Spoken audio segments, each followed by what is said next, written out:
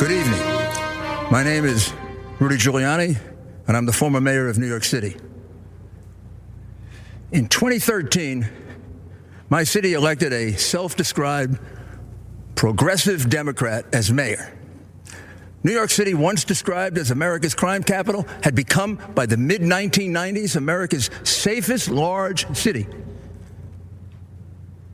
Now today, my city is in shock. Murders, shootings, and violent crime are increasing at percentages unheard of in the past. We're seeing the return of rioting and looting. During riots, this Democrat mayor, like others, has often prevented the police from making arrests. And even when arrests are made, liberal, progressive DAs release the rioters so as not to disrupt the rioting.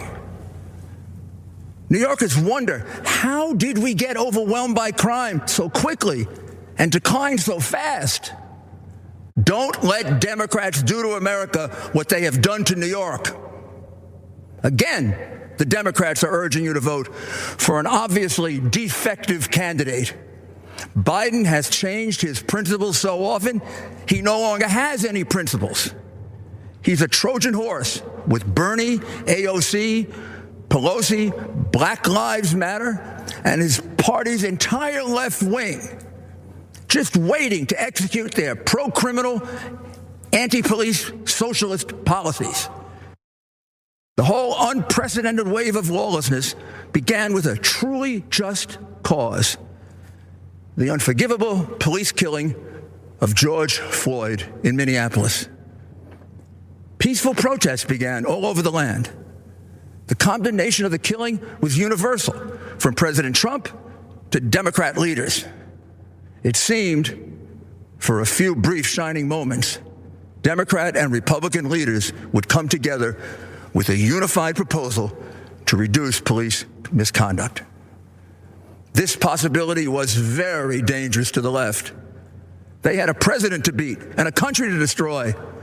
And although an agreement on action against police brutality would be very valuable for the country, it would also make President Trump appear to be an effective leader. They could have none of that. So Black Lives Matter and Antifa sprang into action, and in a flash, they hijacked the peaceful protests into vicious, brutal riots. Soon, protests turned into riots in many other American cities, almost all Democrat. Businesses were burned and crushed, people beaten, shot and killed, police officers routinely assaulted, badly beaten, and occasionally murdered. And the police handcuffed by progressive Democrat mayors from doing anything but observe the crimes and absorb the blows. But the worst of it was the slaughter of innocent young people with their whole lives ahead of them. The murder of 4-year-old LeGrand Talfaro in Kansas City shocked the nation, but not Black Lives Matter or their many Democrat supporters. 17-year-old basketball star Brandon Hendricks was killed in the Bronx just days after graduating high school and on his way to St. John's to play basketball. He passed with only a brief mention. 1-year-old Davil Gardner Jr. was shot and killed in a stroller at a cookout in Brooklyn, and it caused no outrage. For President Trump and for us Republicans, all Black lives matter, and the lives of LeGrand and Brandon and Davil matter to us. All lives matter to us. These continuous riots in Democratic cities gives you a good view of the future under Biden. All 5 of the top cities for homicides, like the top cities for rioting and looting, are governed by progressive Democrats. Using the progressive Democrat approach to crime, which is to do nothing substantive to reduce it, to release prisoners, as many and as soon as possible, and to go to war with the police, the only group with the capability to protect your citizens. It is clear that a vote for Biden and the Democrats creates the risk that you will bring this lawlessness to your city, to your town, to your suburb. There is no question that this awesome job of restoring safety for our people cannot be done from your basement, Joe. There's also no question that President Trump will fight with all his strength to preserve the American system of government and our way of life. In critical times in our history, America has always been blessed with the right person to handle the crisis. Washington, Lincoln, Roosevelt, Reagan were perfect for the challenges they faced and brought our nation through gloriously. President Trump, with his boundless love of our country and all our people, his disciplined work ethic, his exceptional ability to inspire, and his deep understanding of our system of government and the strength of American values is the man we can trust to preserve and even improve our way of life. Mr. President, make our nation safe again.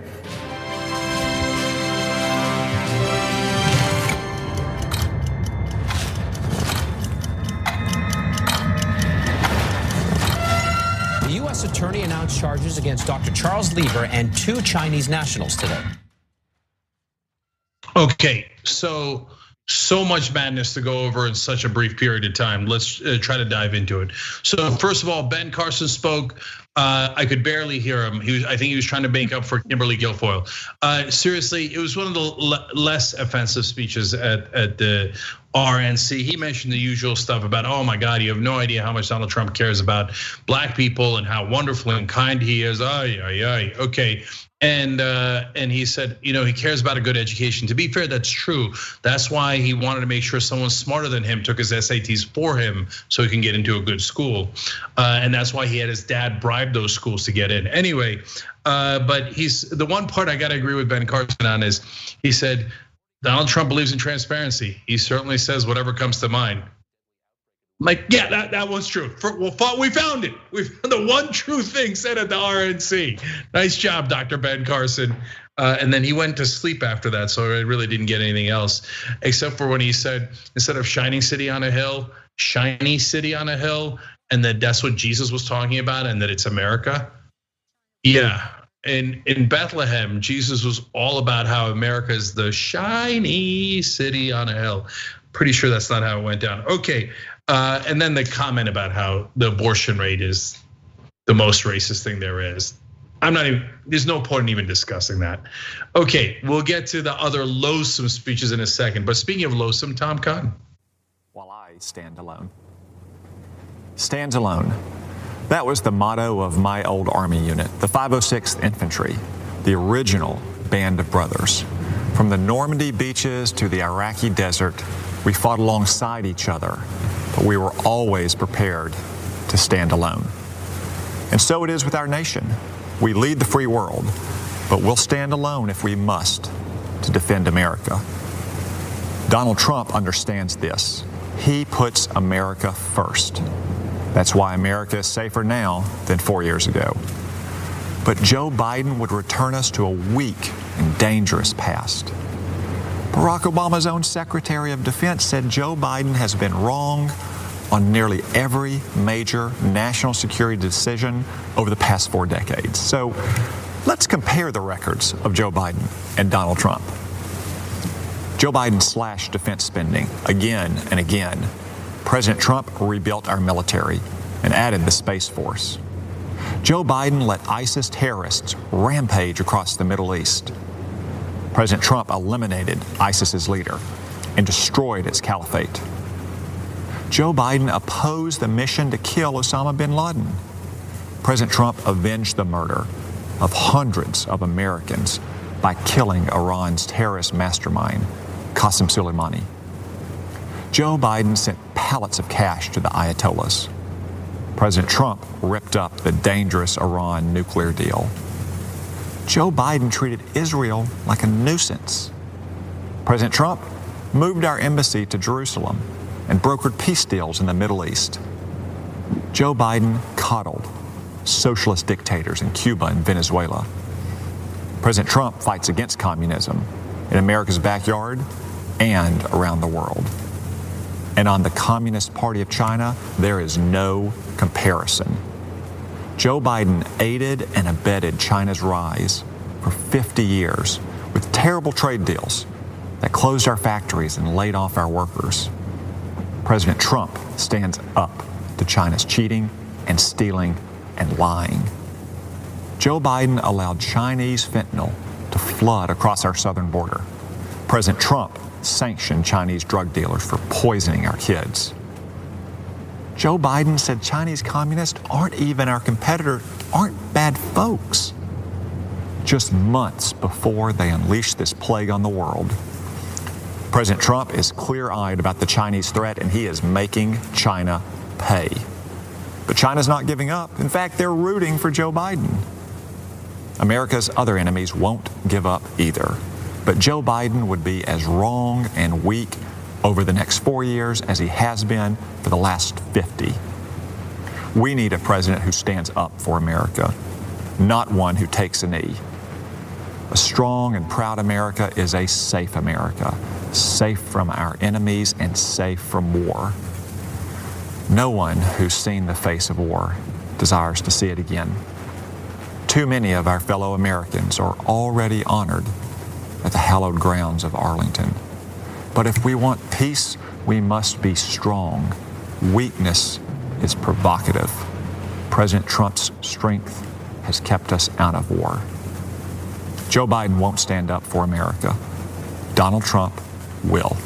So this November, let's stand with the president and vote to keep America great.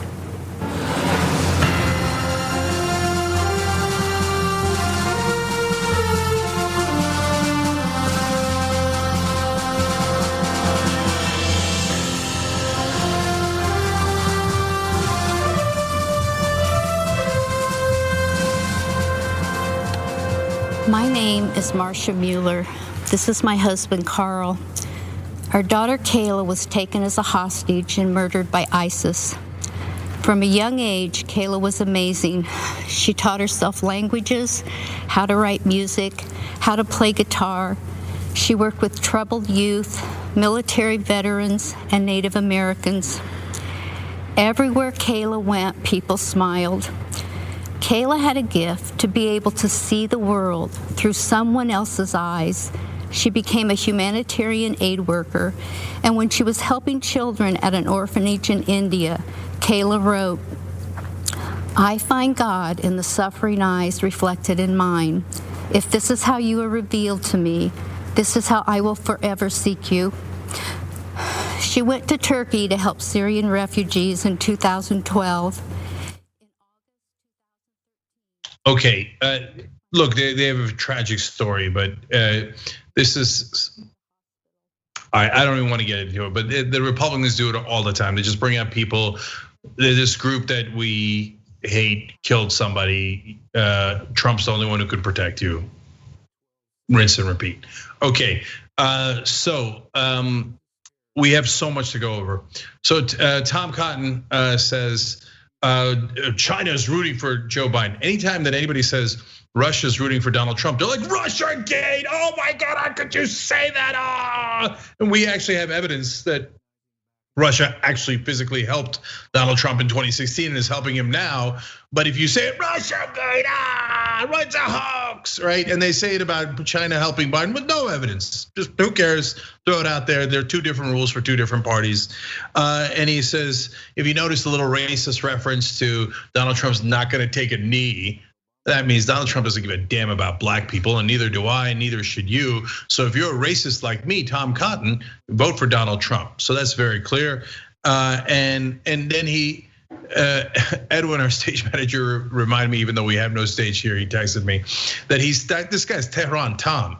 So he's the one that wrote to the Iranian leaders when Obama was making the deal, saying, "Don't listen to the U.S. president.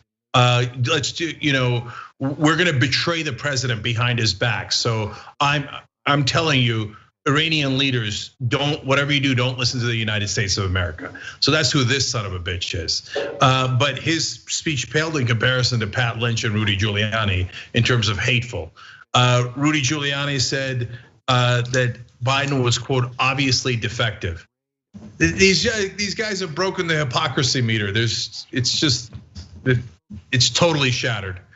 If there's one person I can name that's more obviously defective than Donald Trump, it's Rudy Giuliani. So they send the most obviously mentally damaged person they have to say that there's something wrong with Joe Biden's mental capacity.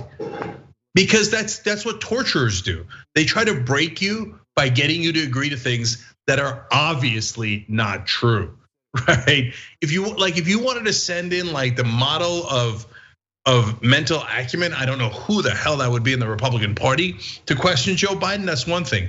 But when you send cuckoo for Cocoa Puffs to say that, hey, silly tricks are for kids, that's not a compelling case that the Democratic Party is the one with obviously defective mental issues.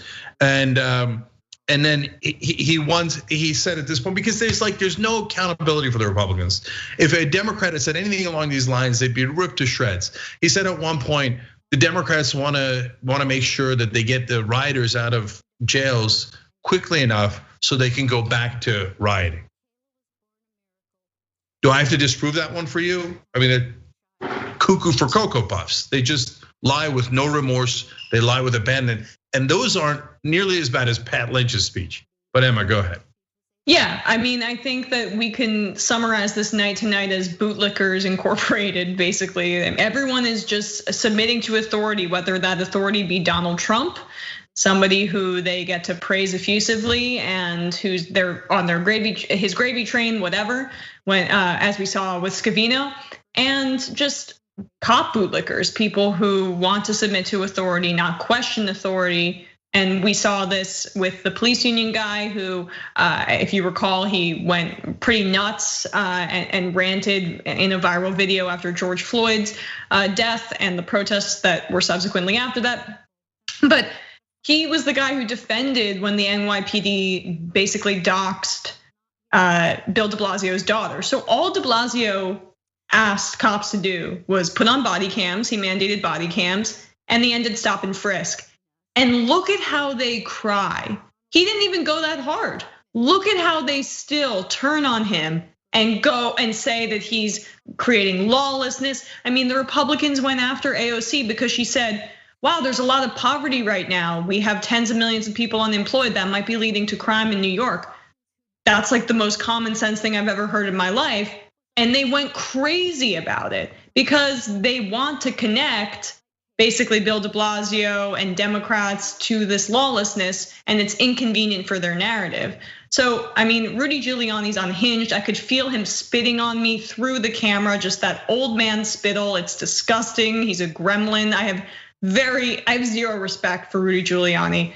He's a pretty terrible person. But yeah, I mean, all of this stuff about policing and authority, it makes me sick.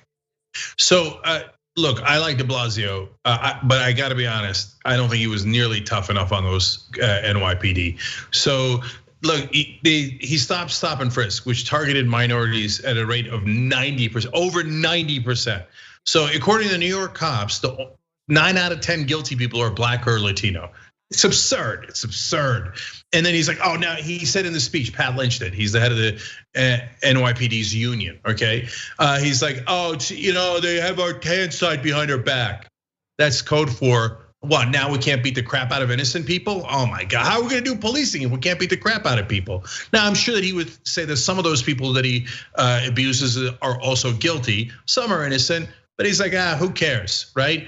And so all we did was ask you to stop a deeply, deeply racist policy, and he's still crying about it. And he says no one is going to be safe. No one is going to be safe, if we do what? If we do what? If we don't allow you to shoot unarmed Black men in the back. So that apparently that's the only way you can police. Oh my God! So now we can't choke out Black guys. We can't. And by the way, if you're saying, hey, wait, George Floyd's not in New York, and Jacob Blake's not in. Wait a minute, Eric Garner's in New York, and NYPD choked him to death based on nothing.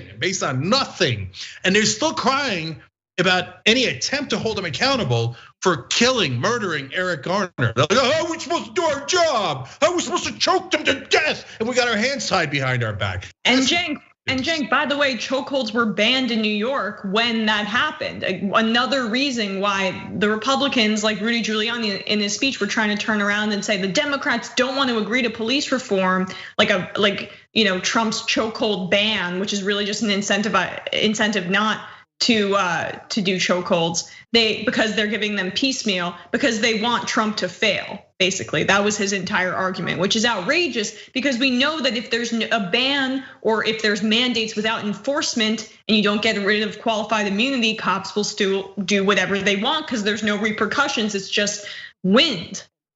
Yeah, I think Pat Lynch's speech, I mean, it's hard to beat this record in the RNC, but it was one of the worst speeches. It was deeply racist, filled with nonstop lies.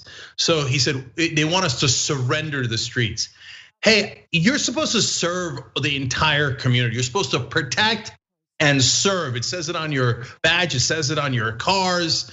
No, he's thinking he's an occupying force. And that if we're not allowing him to abuse the citizens, then we've surrendered the streets.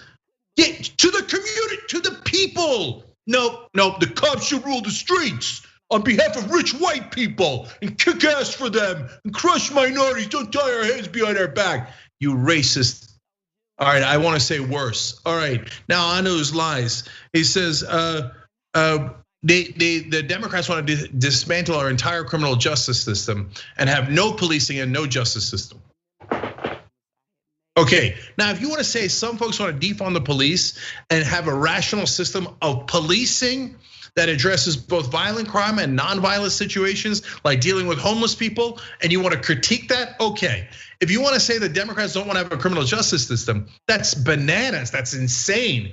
In one of the core tenets of Democrats and progressives is justice. It's justice. But in Pat Lynch's head, if white people aren't in charge and their thugs can't abuse everyone else and keep them in their place, well, I mean, is that really a justice system?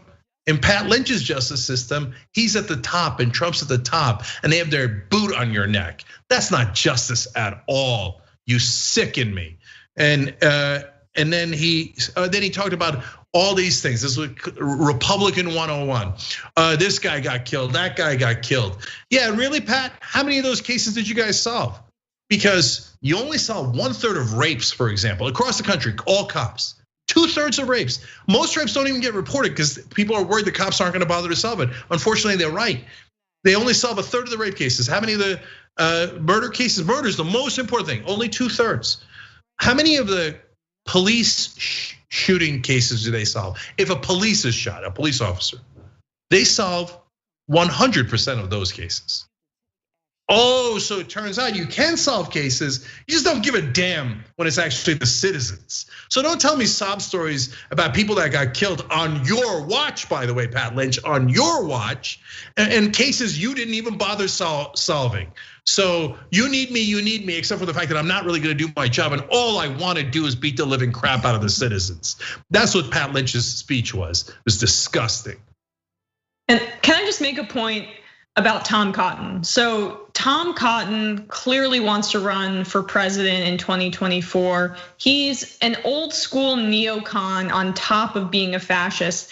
And I don't understand this mixed messaging from the Republicans. So Cotton talks about how America's safer.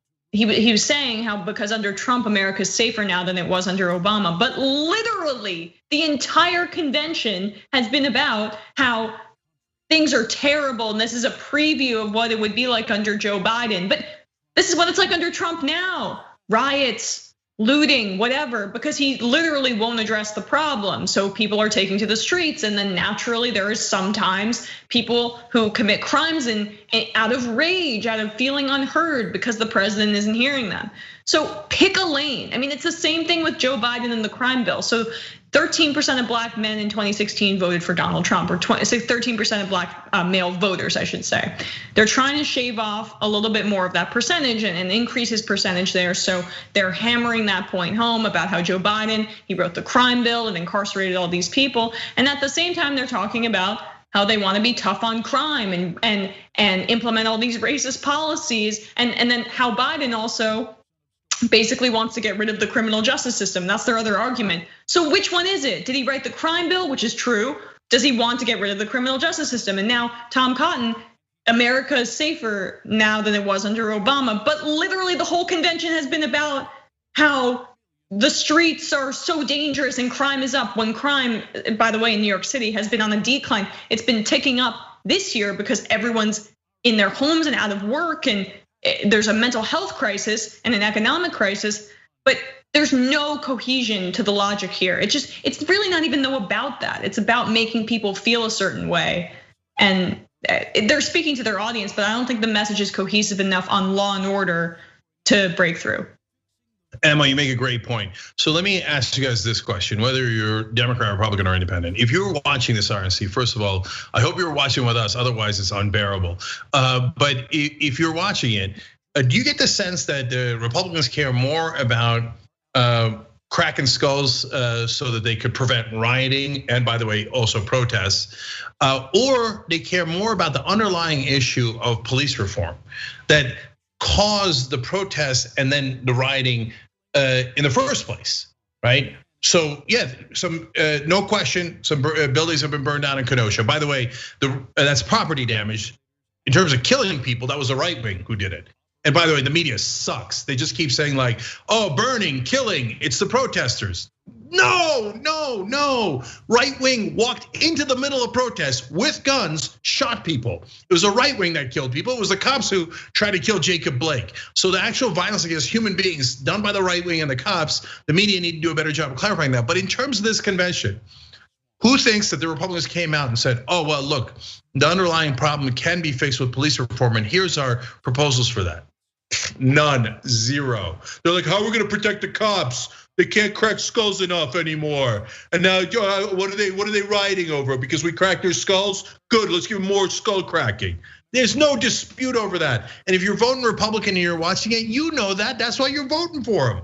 It's not like you're voting for them because, hey, you know what? It looks like there's too many unarmed black men being shot and abused, and every African American in the country says the same exact thing, and maybe we should look to fix it. I don't know a single Republican who ever says that.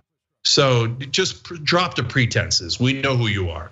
All right, I got to give a shout out to our Twitch fans who are awesome. We're also on Twitch now.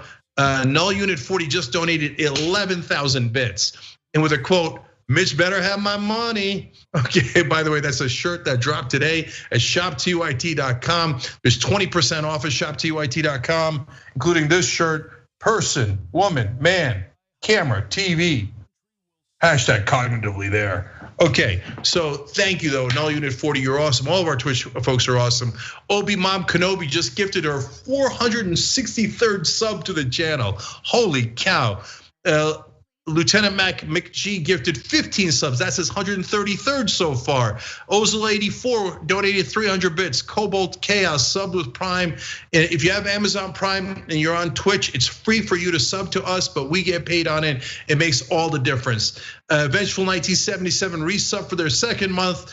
And Erica MH22 gifted 10 subs, 75th overall. We love you guys. Here's who we don't love, Ivanka Trump. Let's listen.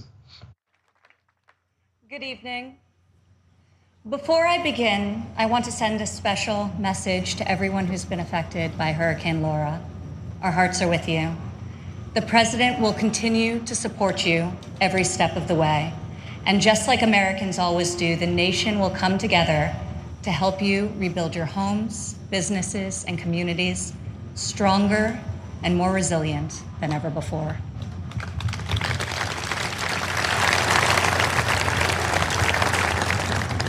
Four years ago, I introduced to you a builder, an entrepreneur, an outsider, and the people's nominee for President of the United States. Tonight, I stand before you as the proud daughter of the people's president.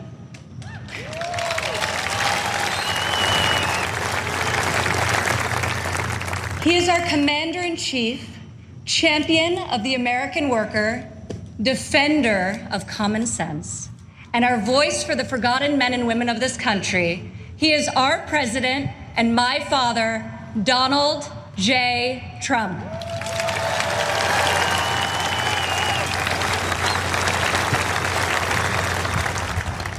This evening, I want to tell you about the leader I know and the moments I wish every American could see.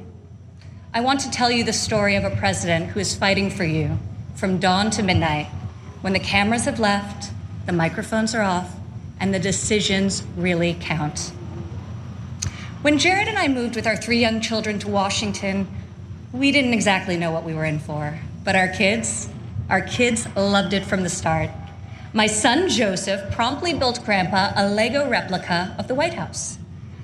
The president still displays it on the mantle in the Oval Office right over there so that he can show world leaders, just so they know he has the greatest grandchildren on earth. I agree. Over the last 4 years, we've learned a lot. I've seen in Washington it's easy for politicians to survive if they silence their convictions and skip the hard fights. I couldn't believe so many politicians actually prefer to complain about a problem rather than fix it.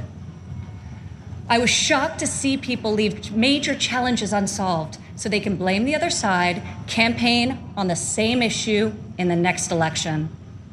But Donald Trump did not come to Washington to win praise from the Beltway elites. Donald Trump came to Washington for one reason and one reason alone: to make America great again.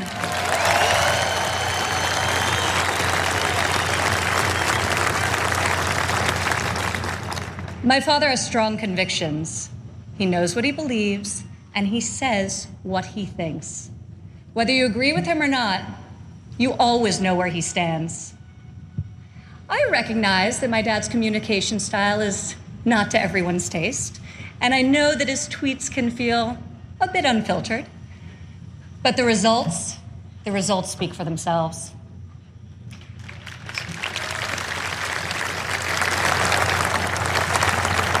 He is so unapologetic about his beliefs that he has caused me and countless Americans to take a hard look at our own convictions and ask ourselves, what do we stand for? What kind of America do we want to leave for our children? I am more certain than ever before we want a future where our kids can believe in American greatness. We want a society where every child can live in a safe community and go to a great school of their choice.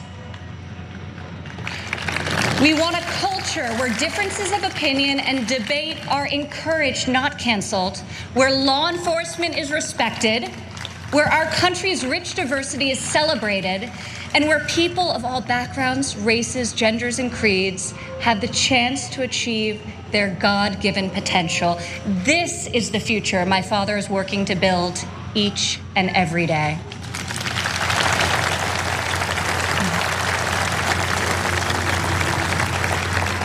Building, after all, is what he's done his whole life. He has admired and befriended construction workers on countless job sites. But it has been a new and profound experience for him and for me to see these stoic machinists and steelworkers come to him with a tear in their eye and thank him for being the only person willing to go to the mat for them, for their jobs, for their families, and for their futures. To the hardworking men and women across America and here tonight, you are the reason my father fights with all of his heart and all of his might. You are the reason he ran for president in the first place, and you are the reason he is going to keep fighting for 4 more years.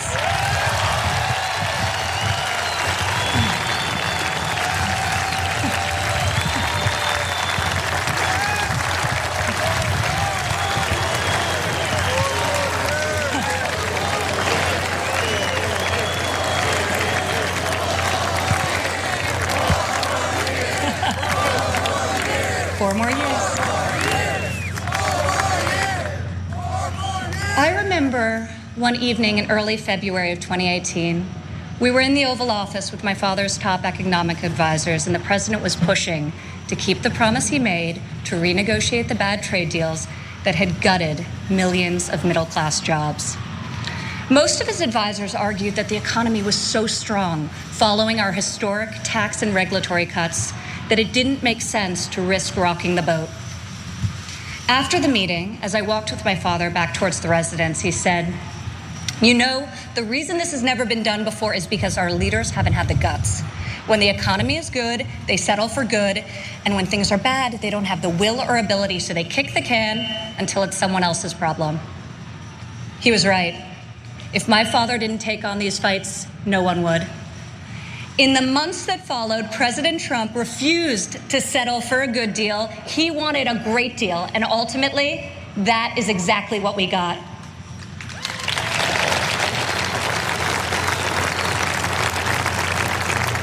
I remember each time he was updated on the progress of the new trade deal with Mexico and Canada, he would say, "Don't let down those dairy farmers I met in Wisconsin. I don't want them to like this deal. I want them to love it."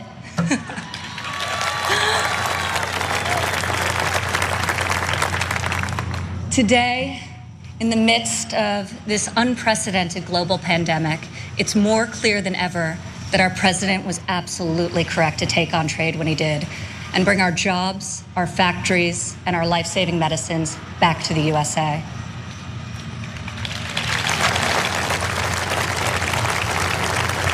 As our nation endures this grave trial, I pray for the families who are mourning the loss of a loved one, for those who are battling COVID-19, and for the first responders and the healthcare heroes who remain on the front line of this fight. The grief, sorrow, and anxiety during this time is felt by all. I've been with my father, and I've seen the pain in his eyes when he receives updates on the lives that have been stolen by this plague. I have witnessed him make some of the most difficult decisions of his life. I sat with him in the Oval Office as he stopped travel to Europe. I watched him take the strongest, most inclusive economy in a lifetime, the lowest unemployment in a half century, and the highest wage increase for working families in decades, and close it down to save American lives. It is why our president rapidly mobilized the full force of government and the private sector to produce ventilators within weeks, to build the most robust testing system in the world, and to develop safe and effective treatments, and very, very soon a vaccine. My father isn't deterred by defeatist thinkers. The word impossible, well, it only motivates him. Donald Trump rejects the cynical notion that this country's greatest achievements are behind us. He believes that nothing is beyond our reach and that the best is yet to come.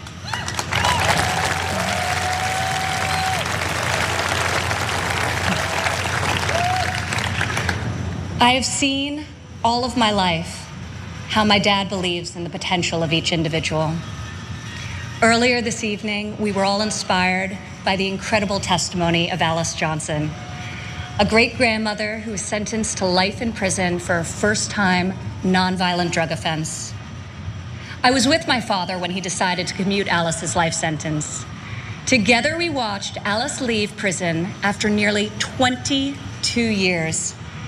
As she ran into the arms of her family and they celebrated a joyful reunion, my father got very quiet. I could see the emotion on his face. After a long silence, he looked at me and said, "Imagine how many people there are just like Alice." From that point on, he became a voice for those who had been unfairly silenced in our prison system. President Trump rectified the disparities of the 1994 Biden crime bill that disproportionately hurt African Americans. Against all odds, he brought together Republicans and Democrats and passed the most significant criminal justice reform of our generation, and we're just getting started.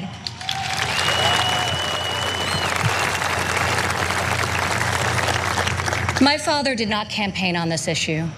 He tackled this injustice because he has a deep compassion for those who have been treated unfairly. More than rhetoric and political prose, the ability to build consensus and achieve bipartisan success will help heal our country's racial inequities and bring us forward together. President Trump is advancing the American values of work and family. 4 years ago in Cleveland, I said President Trump would deliver for working women. Last year, over 70% of all new jobs were secured by women.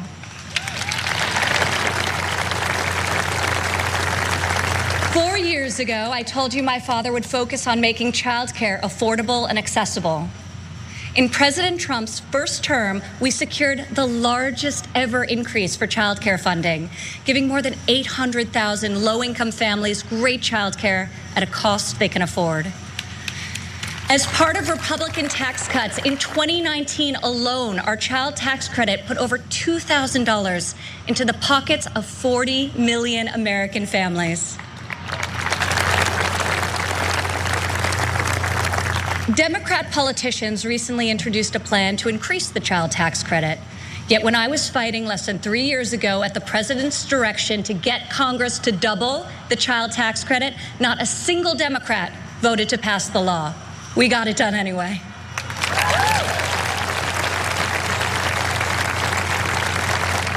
4 years ago, I promised that President Trump would support mothers in the workforce.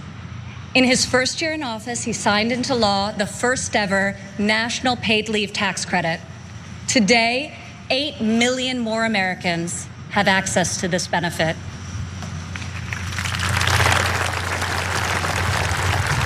Four years ago, I said that Americans needed an economy that permits people to rise again.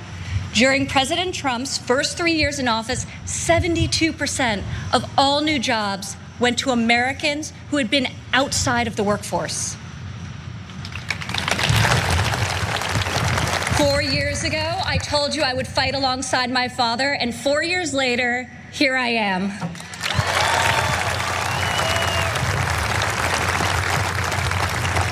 Many of the issues my father has championed are not historically Republican priorities. Yet where Washington chooses sides, our president chooses common sense. Where politicians choose party, our president chooses people.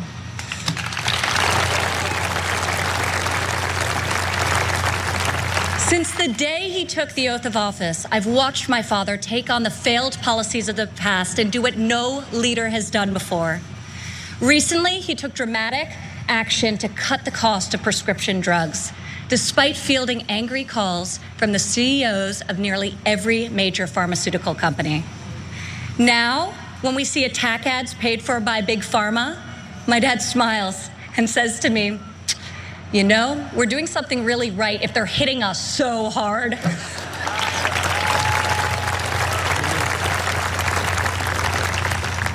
This spring, our president saw that American crops were going to waste because food supply chains were disrupted by the virus. He directed Secretary Perdue and me to find a way to get this nutritious food, fresh fruit, vegetables, meat, and dairy, to families most in need. Within a matter of days, we launched the Farmers to Family Food Box program, which has now delivered over 100 million meals into the hands of American families.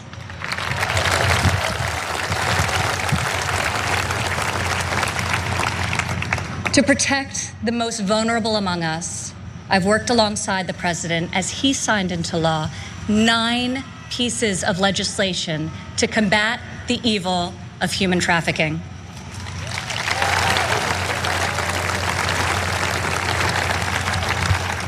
I've stood by my father's side at Dover Air Force Base as he's received our fallen heroes, and each time it has steeled his resolve to finally stop the endless foreign wars.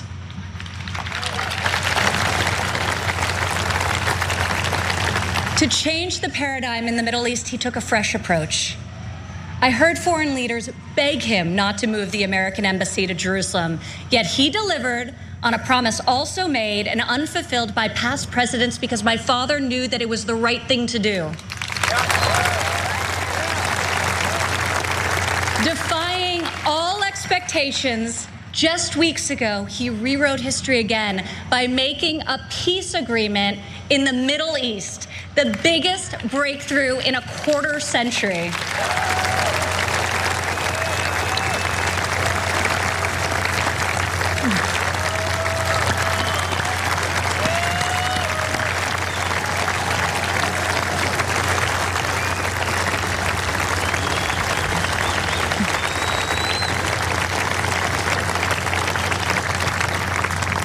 For the first time in a long time, we have a president who has called out Washington's hypocrisy, and they hate him for it. Dad, people attack you for being unconventional, but I love you for being real, and I respect you for being effective. Our president refuses to surrender his beliefs to score point with the political elite. To my father, you are the elite.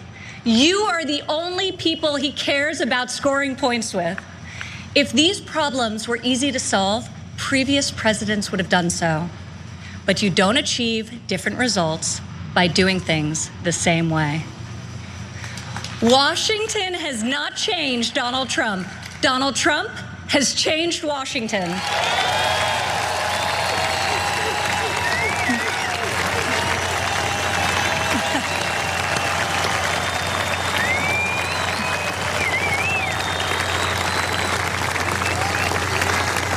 America doesn't need another empty vessel who will do whatever the media and the fringe of his party demands. Now more than ever, America needs 4 more years of a warrior in the White House.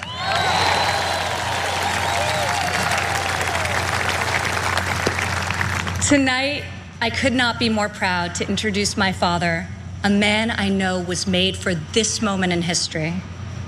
My fellow Americans, our First Lady, and the 45th President of the United States, Donald J. Trump.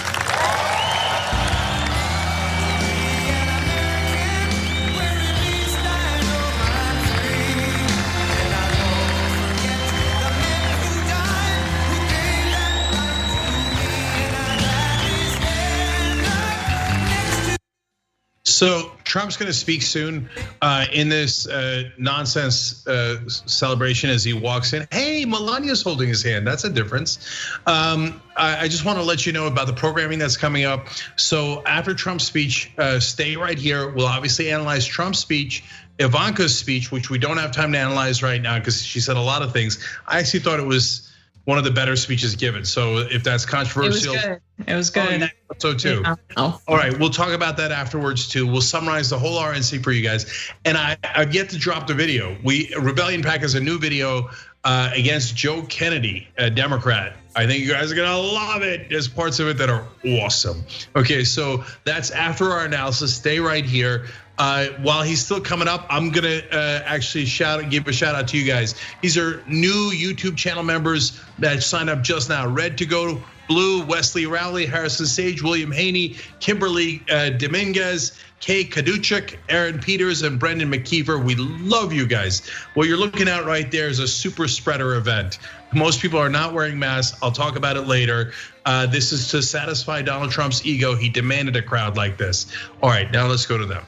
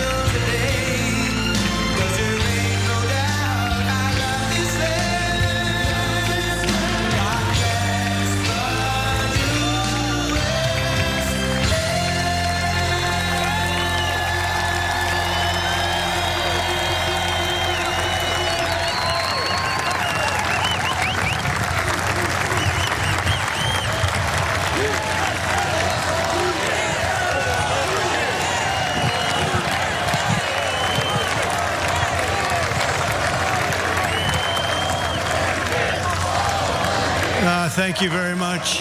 Thank you very much. Thank you. Thank you very much. Friends, delegates, and distinguished guests, please.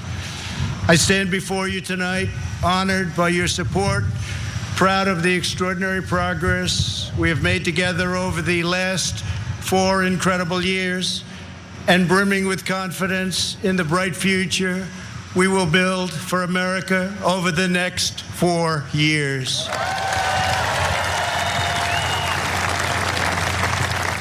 We begin this evening. Our thoughts are with the wonderful people who have just come through the wrath of Hurricane Laura. We are working closely with state and local officials in Texas, Louisiana, Arkansas, Mississippi, sparing no effort to save lives. While the hurricane was fierce, one of the strongest to make landfall in 150 years, the casualties and damage were far less than thought possible only 24 hours ago. And this is due to the great work of FEMA, law enforcement, and the individual states. I will be going this weekend, and congratulations, thank you for that great job out there. We really appreciate it. We are one national family, and we will always protect, love, and care for each other. Here tonight are the people who have made my journey possible and filled my life with so much joy. For her incredible service to our nation and its children, I want to thank our magnificent First Lady.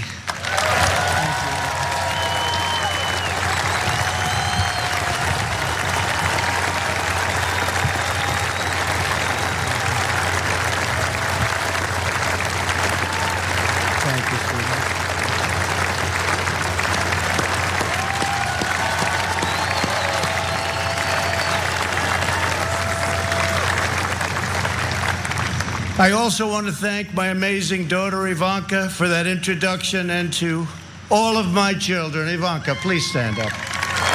Great job. And to all of my children and grandchildren, I love you more than words can express. I know my brother Robert is looking down on us right now from heaven. He was a great brother and was very proud of the job we are all doing. Thank you. We love you, Robert. Let us also take a moment to show our profound appreciation for a man who has always fought by our side and stood up for our values, a man of deep faith and steadfast conviction, our Vice President Mike Pence.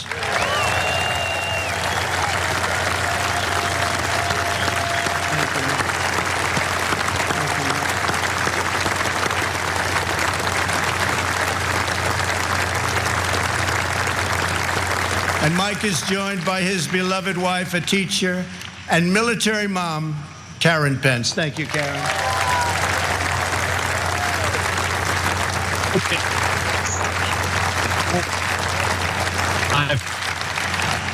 I play-by-play as he's talking. Americans tonight with a heart full of gratitude and boundless optimism. I profoundly accept this nomination for President of the United States. Okay. So Donald Trump made sure his VP didn't overshadow him. That's why he picked Mike Pence. That's probably the most mission accomplished thing he's ever done. Right? So give him credit for that one. Mike Pence ain't overshadowing anyone. The shout out to Melania was, I always find it amusing. So far he said nothing. He's reading from a teleprompter, which he doesn't like to do. He's gotten a slightly better, but it still sounds robust. Abraham Lincoln goes forward united, determined, and ready to welcome millions of Democrats, independents, and anyone who believes in the greatness of America and the righteous heart of the American people. I'm surprised the Lincoln reference was not saying his polling is better than even Lincoln's. We will again build the greatest economy in history, quickly returning to full employment, soaring incomes, and record prosperity. It's not 20 million people out of work. We will defend America against all threats and protect America against all dangers. We will lead America into new frontiers of ambition and discovery, and we will reach for new heights of national achievement. We will rekindle new faith in our values, new pride in our history, and a new spirit of unity that can only be realized through love for our great country.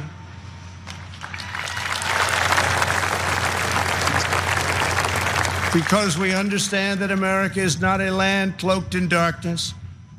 America is the torch that enlightens the entire world.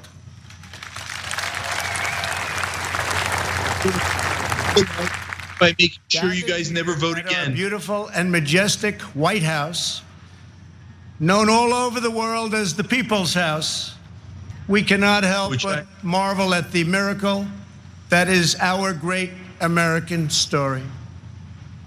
This has been the home of larger-than-life figures like Teddy Roosevelt and Andrew Jackson, who rallied Americans to bold visions of a bigger and brighter future.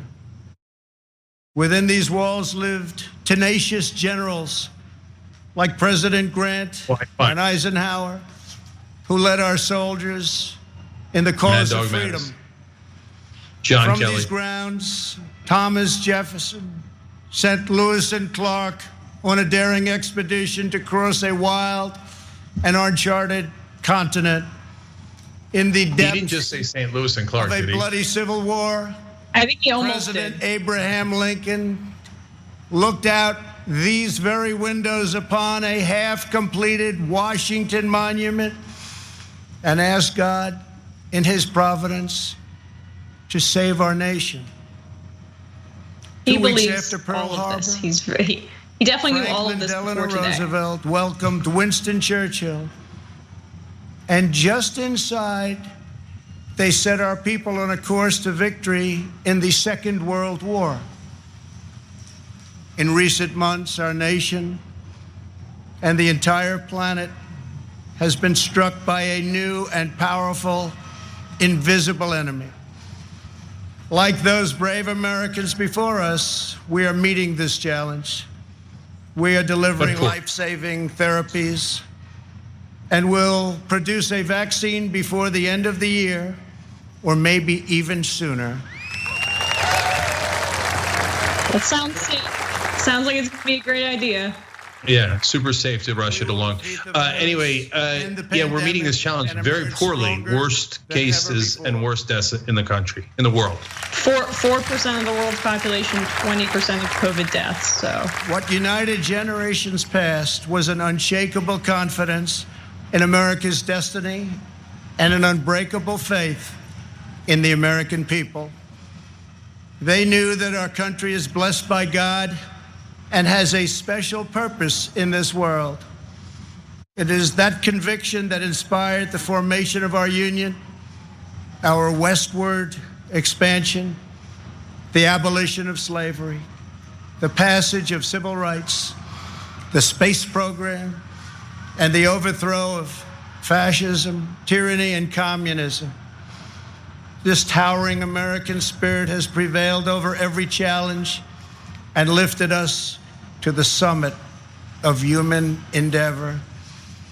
And yet, despite all of our greatness as a nation, everything we have achieved is now in danger. This is the most important election in the history of our country.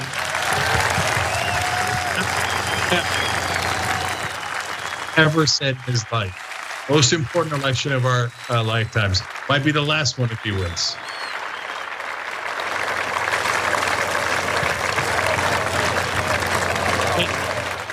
For years, I feel like that's an ad for get out the vote for the Democratic Party. Like when people hear 4 more years, oh, Jesus Christ. No, all right, I'm going to vote for the Democrat. Have voters faced a clearer choice between 2 parties, 2 visions, 2 philosophies, or 2 agendas? This election will decide whether we save the American dream or whether we allow a socialist agenda to demolish our cherished destiny. It will decide whether we rapidly create millions of high-paying jobs or whether we crush our industries and send millions of these jobs overseas as has foolishly been done for many decades. Your vote will decide whether we protect law-abiding Americans or whether we give free rein to violent anarchists and agitators and criminals who threaten our citizens. And this election will decide whether we will defend the American way of life or whether we will allow a radical movement to completely dismantle and destroy it. That won't happen.